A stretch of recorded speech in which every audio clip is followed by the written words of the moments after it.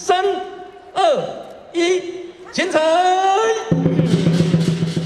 伫市长黄伟綽以及这位议员贵宾的见证之下，有着108年历史的永和国小新校舍正式落成启用。建筑外观以柔和的线条加黑白配色，呈现校园新的风貌。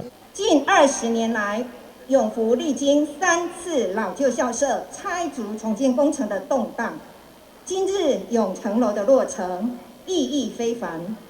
代表着拥有108年悠久历史的永福国小，终于完成幸福校园的最后一块拼图。新校舍编练自19000多班的医生来拆除中间，在动工过程当中发现清代道士遗构遗址，学校因此停工2冬。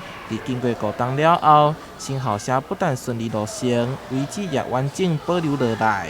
光是停工2年。那工期又有630天，也接近2年，1年多，所以这光是要盖个我们新的校舍，就好事多磨，那但是我们总算完成了。这个建筑物里面有17间教室，还有健康中心，还有图书中心，还有会议室，还有演艺厅哦。